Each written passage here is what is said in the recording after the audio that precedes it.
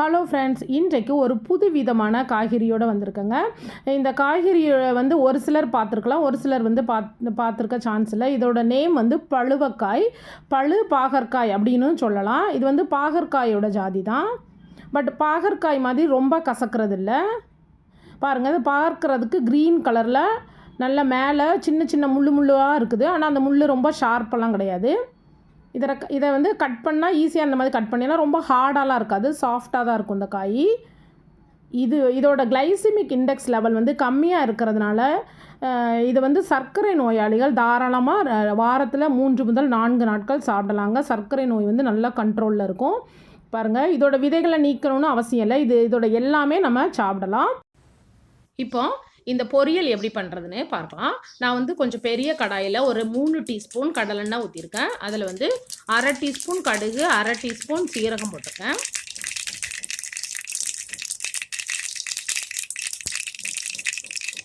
இது நல்லா பொரிஞ்சதுக்கப்புறம் 2 பச்சை மிளகாய் போட்டுக்கோங்க. அப்புறம் வந்து 2 பூண்டை வந்து லைட்டாக நச்சு போட்டிருக்கேன். அப்புறம் கருவேப்பிலை. இந்த வெஜிடபிள் வந்து நீங்கள் உங்களுக்கு பிடிச்ச மாதிரி பொரியல் எப்படினாலும் பண்ணி சாப்பிட்டுக்கலாம். இது வந்து நான் இன்றைக்கி தக்காளி வெங்காயம் போட்டு பண்ணுறேன். நீங்கள் வந்து தேங்காய் போட்டு பண்ணிக்கலாம்.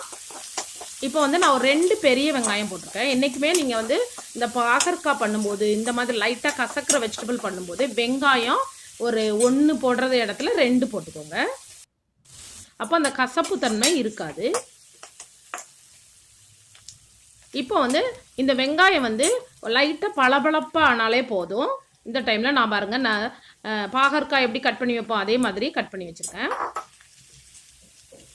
இதோட விதைகள், உங்களுக்கு விதைகள் பிடிக்கும் அப்படின்னா அதை யூஸ் பண்ணிக்கலாம். இஷ்டம் இல்லைன்னா அதை எடுத்துடலாம். அப்புறம் வந்து ஒரு 1/2 டீஸ்பூனுக்கு நான் உப்பு போட்டிருக்கேன். நான் வந்து இந்த கண்டோலா இந்த வெஜிடபிள் வந்து நான் வந்து ஒரு 300 கிராம் யூஸ் பண்ணுறேன்.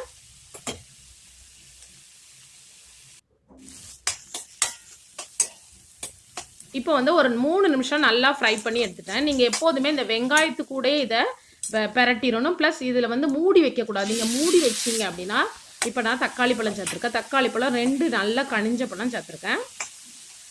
நீங்கள் என்றைக்குமே கசக்கக்கூடிய வெஜிடபிளை வந்து மூடி வச்சு குக் பண்ணக்கூடாது, திறந்து வச்சு குக் பண்ணணும். தக்காளி நம்ம ஏன் வெஜிடபிள் ஆட் பண்ணதுக்கப்புறம் போட்டோம் அப்படின்னா கசப்பு வந்து நம்மளுக்கு தெரியாது. அதனால் இப்போ 1/4 டீஸ்பூன் மஞ்சள் பொடி, 1/2 டீஸ்பூன் சில்லி பொடி,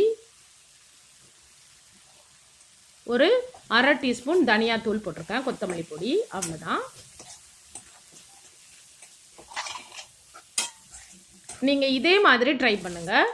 கசப்பு கொஞ்சம் கூட தெரியாது, பில்குல் இருக்காது.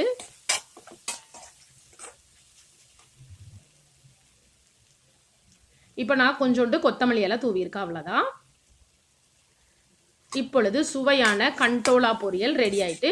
இந்த வெஜிடபிளை நீங்கள் எப்படினாலும் சாப்பிடலாம், நம்ம இஷ்டம் தான். எந்த மாதிரினாலும் பொரியல் பண்ணி சாப்பிடலாம். ஆனால் இந்த மாதிரி நீங்கள் பண்ணினீங்க அப்படின்னா கசப்பு தெரியாமல் இருக்கும், அவ்வளோதான். இப்பொழுது சுவையான பழுவக்காய் பொரியல் ரெடி ஆகிட்டுங்க. இதோட டேஸ்ட்டு சும்மா வேறு லெவலில் இருந்தது. கண்டிப்பாக இதை ட்ரை பண்ணி பாருங்கள். கண்டிப்பாக சர்க்கரை நோயாளிகளுக்கு இந்த ரெசிப்பியை ஷேர் பண்ணுங்கள், அவங்களுக்கு யூஸ்ஃபுல்லாக இருக்கும். இது வரைக்கும் பொறுமையாக இந்த வீடியோ பார்த்ததுக்கு ரொம்ப ரொம்ப நன்றிங்க. தேங்க்யூ ஸோ மச் ஃபார் வாட்சிங். தேங்க்யூ.